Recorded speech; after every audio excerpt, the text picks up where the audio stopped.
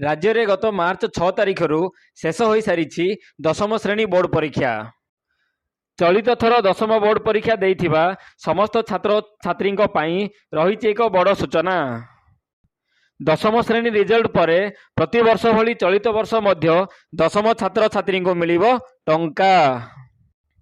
एने जो सबू किसी सूचना रही अछि से बाबद आमे आगु को यही वीडियो रे देखिबा। तो सांग मैंने बर्तमान आप देखिपे स्क्रीन रे ओडिशा सरकार विद्यालय और गणशिक्षा विभाग गोटे नोटिफिकेशन टी। तो सांग मैंने आम कही रखुचु जे यही नोटिफिकेशन टी चलित वर्षर नुहे, यह पूर्व वर्षर नोटिफिकेशन। तो सांग मैंने आपण मैंने भावुवे यही नोटिफिकेशन हूँ पूर्व वर्षर नोटिफिकेशन। तो बर्तमान आमे कहीं आपण को देखाऊँ।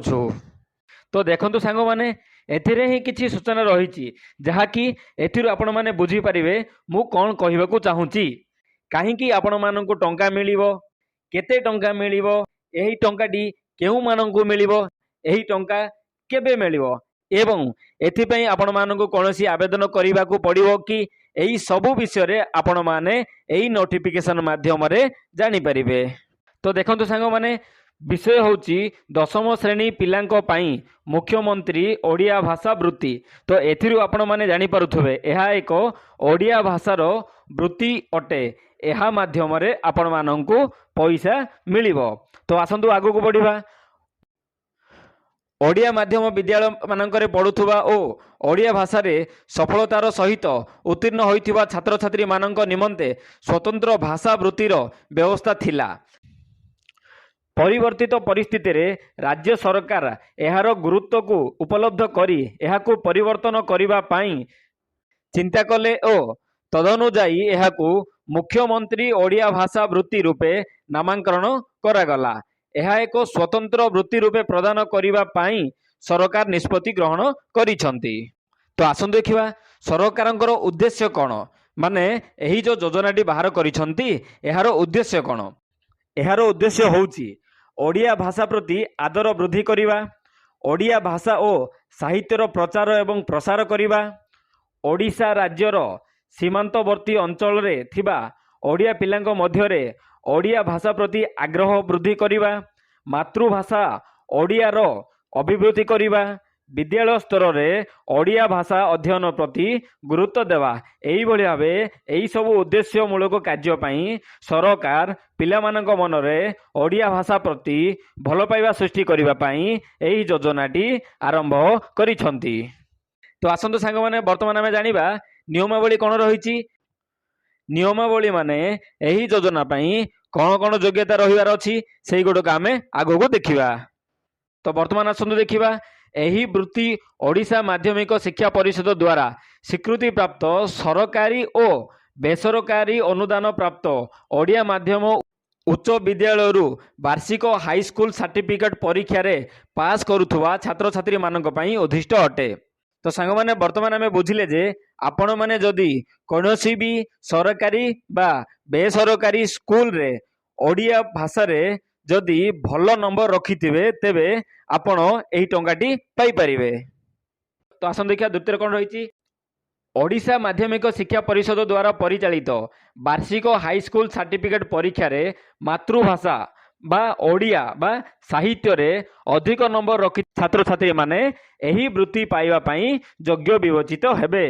एही वृत्ति मैट्रिक परीक्षा रे ओडिया भाषा विषय रे सर्वाधिक नंबर रखिथिबा प्रति ब्लॉक बा पौर निगम रु 20 जन, म्युनिसिपालिटी रु 10 जन एवं विज्ञापित अंचल परिषद रु 5 जन को प्रदान कराजिवो।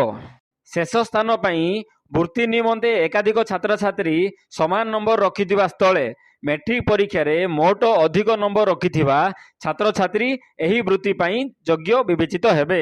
एथिरे आमे बुझी पारले जे आपण जदि मैट्रिक परीक्षा रे ओडिया भाषा रे भल नंबर माने सबुटु अधिक नंबर रखिथिबे आपनकु एही योजना माध्यम रे 7500 टंका आपनकु मिलिबो। एवं एथिरे आ गोटे पॉइंट लिखा जाइछि जदि दुईटी पिलार मार्क टी समान इक्वाल रहिले सेमानकु कोन करा हबो ना सेमानकर मैट्रिक परीक्षार पूरा परसेंटेज देखा हबो एवं पूरा मैट्रिक परीक्षा रे जो पिला भल नंबर रखिथिबो सेही पिला को एही योजना माध्यम रे 7500 टंका प्रदान करा जिवो। वर्तमान आपण माने भाबुथिबे साहित्य रे मिनिमम केते मार्क रखिले आपणको एही योजना रे टंकाटी मिली पारिबो। सांग माने आपण माननको कहि दउछु जे एही भली किछि निर्दिष्ट मार्क मेंशन करा जाइनी एही नोटिफिकेशन रे ए नै किछि उल्लेख करा जाय नाही, किंतु एतिकी जानि रखंतु जे मातृभाषा ओडिसा रे बा साहित्य सब्जेक्ट रे आपण जदि अधिक नंबर रखी पास होइचंती तेबे आपण एही सुविधा पाई परिबे। तो आसन सांग मान देखिबा वृत्ति राशि एहा एक एककालीन वृत्ति अटे।